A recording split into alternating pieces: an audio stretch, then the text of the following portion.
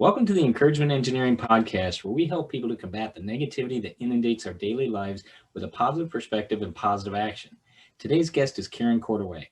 As a busy mother and working parent, Karen spent years struggling to find time and extra money for herself.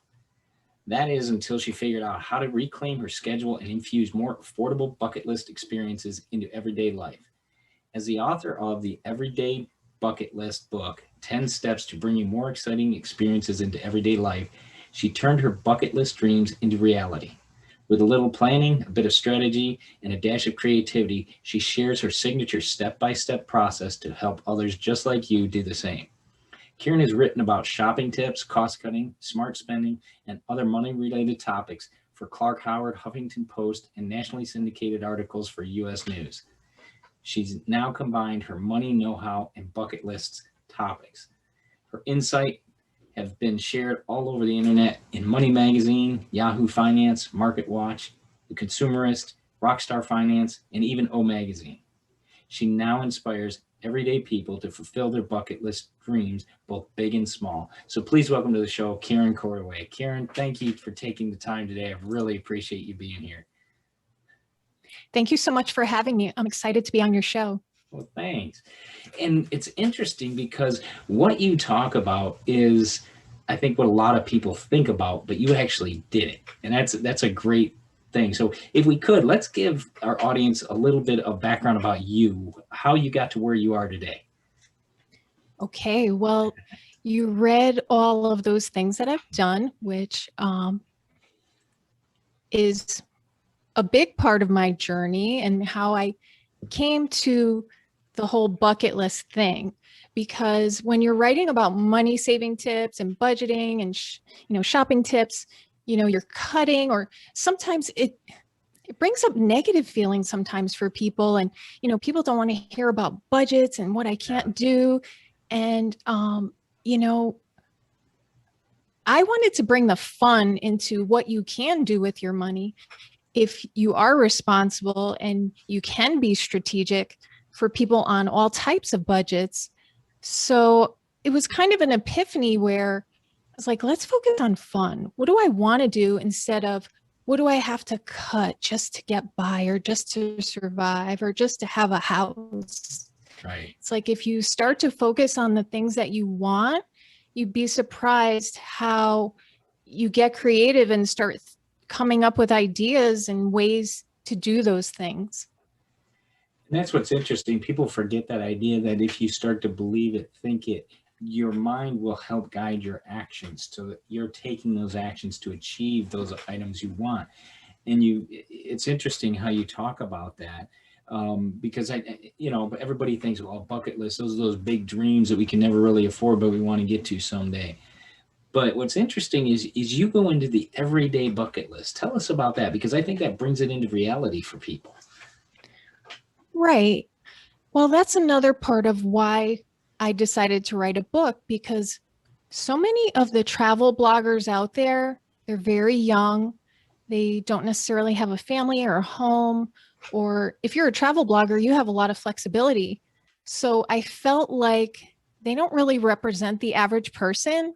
And as much as you can get inspiration from them, I'm not going to go to a hostel and share a room with 5 people to, Right. Only spend $50 to $100 a day or something like that. Yeah.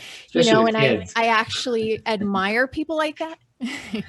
Right. And I do admire people like that. And I think that's great for a phase of life, or if you're very adventurous and that's your idea of fun. But I don't think that's right for the average person. And I really didn't see anyone writing about bucket list ideas that can fit a family, or, someone who's tied to a 9 to 5. Maybe they don't have as much flexibility in their schedule. So that was another reason why I decided to do that. And the other thing is, everything seems very over the top. Like it has to be climbing Machu Picchu or Mount Everest or something so big that, are people really going to do that? I think the average person probably won't. Right. It has to be realistic. And I wanted to add in another layer of it can be a day trip, and it doesn't always have to even be travel. It could be like learning to play the guitar or the violin, or, I want to run a marathon or something like that. So I just wanted to broaden the whole idea of a bucket list and what it can be and how it can be something you incorporate into everyday life. And that's what I think people forget. I mean, it's interesting because in one of your other interviews, you mentioned that it's like, well, I could try that new restaurant across town that I haven't done. Yeah, that's something different. I'm sure there's a restaurant or somewhere in your local area that you can go try, or a park you haven't visited, or talking to somebody that you think may need some help. Something like that. It's just, those things, those actions. And I think what's key about it is it helps you take those steps towards that goal and gets you out of that comfort zone, even if it's for a short time. It's getting out of that comfort zone and look what's on the horizon. Wow, you might meet somebody interesting. You may experience something great. Great ideas with that. So congratulations for that. I really think it's really interesting, and it's a good reminder for people that every day we can do something to step out and achieve some of those goals. What might be some things that people would include in it if you will, an everyday bucket list? We mentioned a couple there. What are some other ones that might? Well, for example, my husband and I really like baseball, and we live in Connecticut, so we're like split between, you get the Yankee fans and the Boston fans. And then there's always people who like the Mets, or even teams that are out of state. But we like Boston, and we would always go there. That's where we would always go, is our tradition. And then we started to watch them in other stadiums. And then we got the idea of, you know what, let's go visit other stadiums. But it's very hard to time when your team is in another stadium. Yeah. And they may, depending on how they do, you might not even be able to see them at that stadium you want to go to. Right. So this year we said, you know what, we just have to bite the bullet and go agnostic. And, we wanted to see the Mets stadium. So we did that this year. And what's funny is we went early enough so that the tickets were only like $38 a person. Oh, cool. And what's funny is the Mets are now like in first place in the East. Yeah. And if we had waited, we probably wouldn't have gotten that price point. And it was really pretty. We got a beautiful day. So if you can be flexible like that, and happen to land, tickets, if you're flexible as to where you sit, we always like to be near the third baseline or left field. So, better chance to foul ball. Yeah, you have to be careful of all that kind of thing. I don't love being in the sun. I try to find the shadiest spots where, you still feel like you could really see the players and they're not ants. Right. But we do want to branch out. We've seen the Angels. We lived in California at one point. We have gone to the Baltimore Stadium, and it's something like that where if you just pick maybe 2 a year, maybe you go early spring and maybe you go late summer. It just depends on what type of game you want to see and how much you're willing to pay. So for example, right now it benefits us because we've always wanted to see Yankees Red Sox. Right. And we just always automatically shut the idea down. Like as soon as you go on there and you see a ticket for $500, you're like, oh, come on, really? Am I going to pay that much? But this was our year because we've all had to go through the pandemic. We said, we really have to do that. We always say, oh, we'll see this team. Or, if we're spending 3 or 4 days there, we have to spread our money out. But if you go for one day, right, and then you don't do something for a while, why not spend more money and do that thing that you really do want to do? Like we talk ourselves out of things sometimes that are feasible. So I went on the site and I really did my research on, it was called like rateyourseats.com. And I like to read all the comments of what people say. Yeah. And so once the tickets became available, I had to wait till 10 a.m. or whatever it was. I just shot right for the seats that I knew that I could get. They were affordable. And I was like, wow, I can't believe I'm going to like an iconic game. Right. Right. And that's a great thing that you realize, wow, okay, that effort you took, that research you did. And and that positive attitude, and knowing that, hey, there's ways to find these savings. I recently did the same thing, and in preparing for vacation, it's like I looked at plane fares, and they were like $600 and some to go to Northern Michigan. And I'm like, that's crazy. Started looking around, and then I found out, well, wait a second. There's a local airport here in St. Pete, Clearwater, and Allegiant flies out of there. They have a direct flight from here to Northern Michigan for half the price. Like, wow. And if you actually go to the airport and pay for the plane ticket, you can save yourself a lot of the airline fees rather than paying online. I didn't have the time to do that, but I have done that previously, and it saves you like $80 to $100 on some of those fees. So it can be very beneficial just for taking that action and taking the time to do that. So interesting.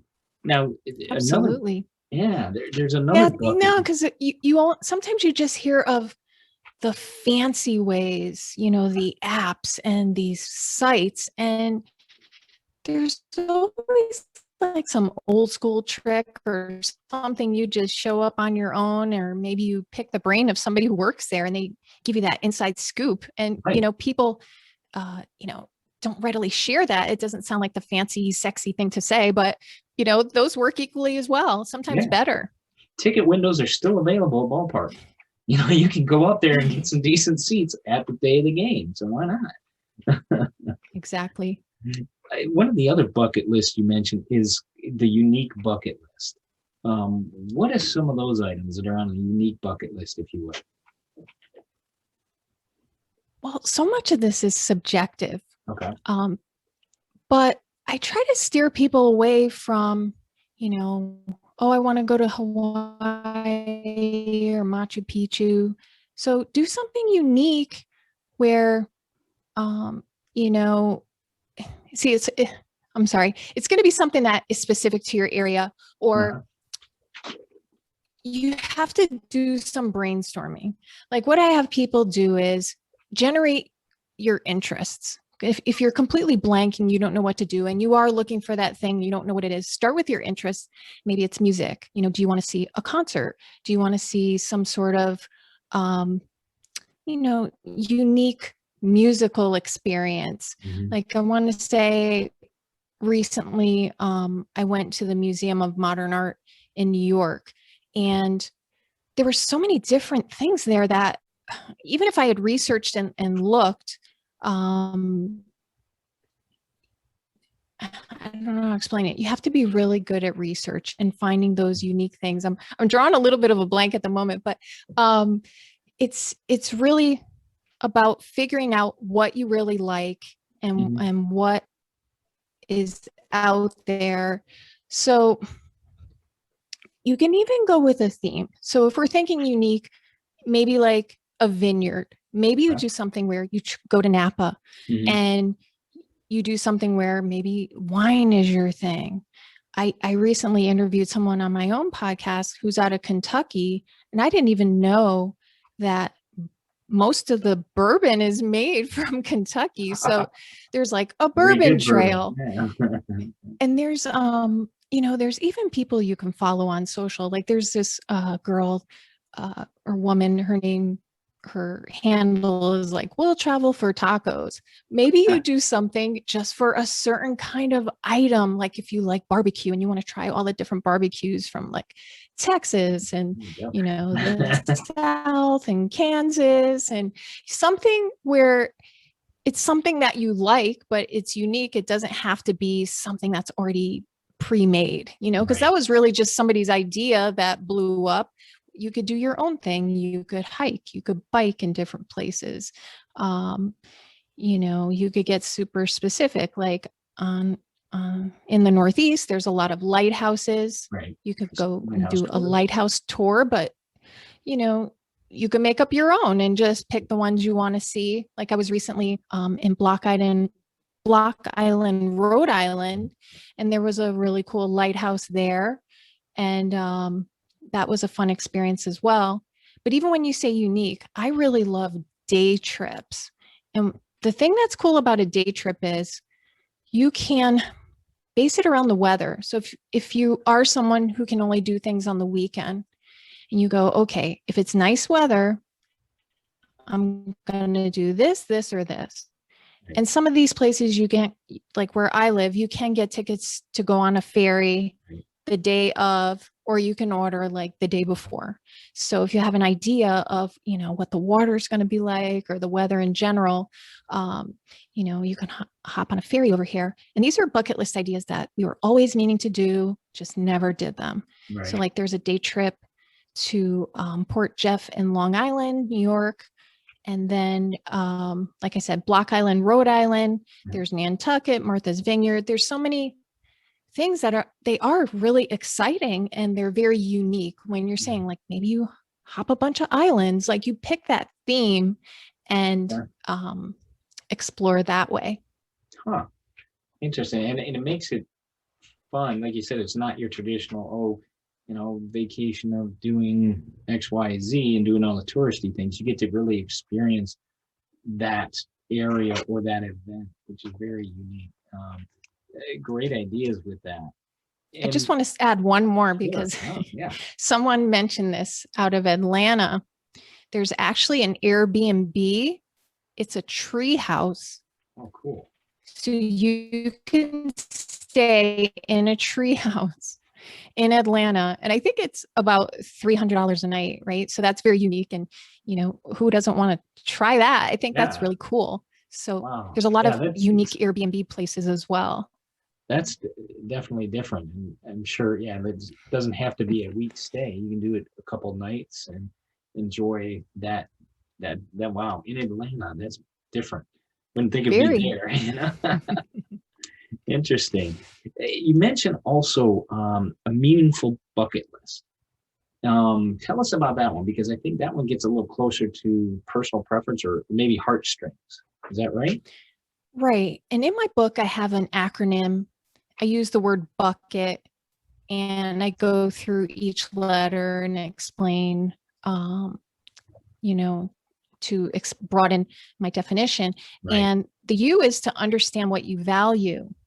And sometimes I think as we get older and we fit ourselves to a certain mold, I don't know if we might have froze there for a second. As we get older, we start to fit ourselves to what we think we should do and be, right. When you're adulting. And sometimes you kind of lose that innocence of what you really liked as a child, or for whatever reason, you just, maybe you're not in college anymore, so you don't play that sport you used to play, or, there's certain activities you don't do, but you really enjoyed it. And for whatever reason, if you moved or whatever happened, you lost touch with that. It's like, I try to influence people to get back in touch with that. And the U in the bucket acronym is understand what you value. So it's really trying to get back in touch with what makes you happy. And no matter what it sounds like to anybody else, maybe you always wanted to sing, or like I said, play an instrument, or just any kind of goal that you want to pursue. And it's your idea. It comes from you. That's how it's meaningful. And that even might be, being with your family or your spouse or your girlfriend or your best friend, or, some people like to travel alone or, you bring your kids because you can see something through their eyes, and that's new in a different way. It's like, as you get older, I've got kids that are 18 and older now. And, I noticed the other day a commercial for the local zoo. I'm like, I want to go to the zoo. I haven't done that in a long time since they were little. And it's got nieces and nephews that have kids now. Maybe rob one of those one day and take them to the zoo or something. It's an excuse. But, I like to see the animals and go, oh, look at that. Oh, look at that. And it's, it looks a little weird when this guy's walking around with no kids doing it, but it's an experience that I enjoy. So, that's interesting. Very interesting. You mentioned also your fill method. Tell us about that, if you would. Okay. The idea is you want to fill your bucket list with all types of ideas and all different price ranges. So fill stands for free, interesting, low cost, and local. Okay. And there's a section of my book where you can map that out. And sometimes they overlap because sometimes something will be free and local or low cost and local. Hopefully all of them are interesting. Yeah. Like I said, if you're trying something different, like that whole treehouse, Yeah. You generate those ideas and they could serve as your everyday bucket list where you're trying to do these things in regular life, so it's not so expensive all the time. Or they could even be things that you do while you're on the vacation. We're looking into going to Washington, D.C. because my kids have never been there. My kids are older as well. Okay. I have one in college and one in high school. And when you are paying for a hotel and, the more days you stay, the more you have to eat, you start thinking about, well, what are we going to do when we're there? Yeah. There are so many free things to do there. So many museums, and that's, so many things outside, monuments. Yeah, there is a great place because, like you said, so much of it is free, and it's so much world history and the U.S. history and everything like that is just amazing. That's a great way to think about it. Go to those places, and even some of us may have that local in our own cities. Look at the local historic things that you may have in your area. We forget they're here. We drive past them every day. You know what? I don't know if you realize, like, it froze. So I might got have that. to hear you say that. Yeah. Those sentences. I saw that come up. It's an internet. I don't know if we can edit that part. No, we might be able to. Happens. Yeah. But yeah, so what are some other things? I mean, you mentioned free, interesting, low cost, local. And it doesn't have to be on vacation necessarily. I mean, you could do, your local town, right? It doesn't have to necessarily be, like you said, you're going to do a vacation for Washington, D.C., but what about if you're not just on vacation? Right. I guess it depends on your idea of what's local, right? Yeah. So it can be in your own neighborhood, your own town. It could be a couple towns over, your own state, a state over. And it's just doing that research to find out what is free. When the pandemic was happening, and because we had to do so many things outside, we really explored, like, picking strawberries and raspberries and blueberries. And, that might sound like something ordinary, but it was actually a lot of fun. And it pushed us to try something we probably never would have done. So we started going to all the farms in our area. And we just started to find out, like, it's so historic, when you have these people who started farms so long ago, and their families, they pass them down, to like so many generations. I'm like, wow, they're just lucky that someone still wanted to do that. Right. And, things like that, where you're exploring outside, maybe you're finding different hiking trails, or, there's different monuments or landmarks. And, as much as sometimes you think, oh, well, I've already seen this or that, there's always something that you haven't done. Right. And, it can't hurt to try, and maybe you find something new that you like. I even had someone on my podcast who was out of Boston. She talked about Chinatown, and there's something you could do called hot pot. And I never heard of that. And basically you cook your own meat. They bring out this little, I don't know what type of, it looks like a little pot, and it's heated, and you literally, like, put your meat in there and it cooks it for you. And it sounds so different to us. But when you see videos, like, I started looking up videos on YouTube about hot pot, because that's something out of New York and a lot of major cities. And I just never heard of it. Right. And there's actually somewhere in my state that does this. Huh. So I'm like, oh, this is awesome. I really want to try this. So it's just something different, but it's still close by. There's always something like that you just don't realize, and you have that at your disposal. It's interesting because, there's, if you Google that, different things. My son did this one time. He wanted to go to dinner and wanted something different. And he just started Googling something different to eat. And he found a Hawaiian barbecue place, literally 2 miles from our house. Like, I didn't even know it existed. Great food. But, just throw in a Google search and some of the odd things you might be thinking, things will come up that are pretty interesting. It's a way to enjoy what you have around you. I think that's what's so interesting. Exactly.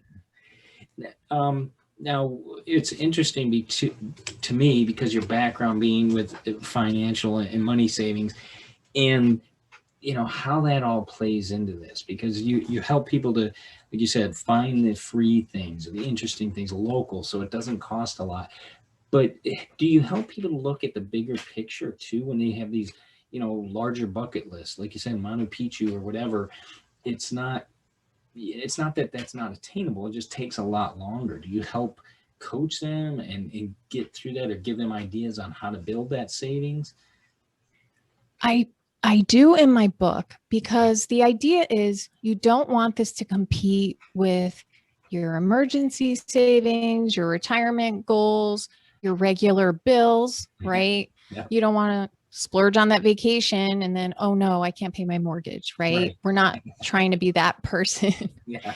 So I do have them, brainstorm all these ideas. In the beginning, we're not thinking about the money part. Right. Big, small, just be creative, allow yourself to dream. And then when it comes down to picking, what am I going to do this year, or what am I going to do this month? Okay. Then that's when you start to crunch the numbers and say, okay, is this realistic? Right. So I have like a grid and I have all these questions because I help people prioritize, because just because something is expensive, maybe you do have to wait a few years, or maybe you do have to wait until you retire. But if you don't start investigating that, you're not going to know. You're not going to know how much to save. You're not going to know, you're not even going to know a ballpark figure. So you have to start making it seem real, and then you can break it down. And this is how much I have to save. And if you're responsible, I mean, I didn't put this in my book. This is just extra. I mean, there's so many travel rewards out there. I was initially really afraid to try that kind of stuff, but there's some credit cards. If you just put down regular expenses, or if you're doing something to your house and you're like, hey, I can't travel, I have to fix my house. You could fix your house and you could travel if it throws you $1,000 and, hotels or airfare, you start connecting the dots, so once you brainstorm your big and small ideas, like I said, you do your number crunching, and then you just really start to nail down dates. It's all about really then committing to when am I going to do this? And I'm going to put it on the calendar. I think that's a big, what you just said there is a big factor. Put it on the calendar, because then you can work back from a date. Yeah, I know there's a guy I work with that does that, and we have to take a lot of times technical tests, and he'd do that backwards. He'd set a date, say, I'm going to take the test this date, and start preparing for it, and build back how he was going to prepare for it, up to that point. So same thing with running runs. When I trained for a 5K, okay, here's the date of the 5K. I've got to do so much training this month in preparation for that if I want to hit that date. So great reminder for people with that idea that, yeah, this is going to cost something. We know that it might not be big, and one may be bigger than the other, etc. We got to plan for that. I think it's interesting because didn't you get some of this idea from the movie Bucket List with Jack Nicholson and I just drew a blank on Morgan Freeman with that? Right. Well, I think they were the ones who really brought attention to the whole bucket list and made it popular. And yes, I was definitely inspired. I love both of those actors. It was a great movie, but they are people who are at the end of their life. Yeah. And they were just fortunate, right? This is a movie, that they were able to do all those things before, they both had terminal illnesses. So they were able to do it before they died. But my whole thing is, let's spread it out. Let's try to spread it out throughout our whole life. And that's another good reminder for people, because, none of us are here permanently. As much as we like it here, we're not. And we need to enjoy that time while we're here. Don't wait until the end and try to, get it all in and get it done. Because as we know, as we get older, we don't move as quickly and easily as when we were 18. And so if we can keep ourselves in good shape and do some of these fun things and while we're younger and so forth, it just makes it that much more exciting and the experience that much better. So great ideas. Absolutely. There's even financial planners, like formal financial planners, they tell people you have to do things like now, but also 50s and 60s. Yeah. It's like, that's when you really, like you say, you're still mobile. Yeah. You may not have as many, depending on your health, you may not have as many problems, but you don't know. Yeah. Because are you going to be 70 something? We don't know. You're taking a big risk. Yeah. And it's crazy how your health can change over, one thing. And so, being able to enjoy those moments, those trips, those experiences, I think is very good outlook on, this thing we call life. So why not enjoy it? Like you said, what's interesting is there's, where I live in St. Pete, there's so many different restaurants, new restaurants that pop up all the time, and trying them. One is, okay, where are they? And then figuring out, okay, what type of food does it have? Let's go just experience that, or experience the atmosphere and the growth and the excitement about it is always intriguing to me. So I think it's a great reminder for what you're doing and so forth in your book. It's just that idea of let's go after some of these things and we can integrate it into our daily lives. So great effort with that. Thank you. I appreciate it. Sure. Karen, where can people find out more about you and get in contact with you? You can go to my website at karencordaway.com. And it's Karen spelled the regular way, and I'm a good Karen. And my last name is Cordaway, C as in cat, O-R-D as in dog, AWAY.com. And you can get more information there. Great. And we'll make sure we have that in the show notes for everybody to make sure they can contact you, see what you have available. I know your articles have been posted all over as well. So congratulations with that. Thank you for putting those out there. Continue the great work. And Karen, thank you so much for being a guest on the Encouragement Engineering Podcast. I really appreciate your time today. Thank you so much for having me. This was wonderful. Good. Well, you have a great day. You too. Mm-hmm.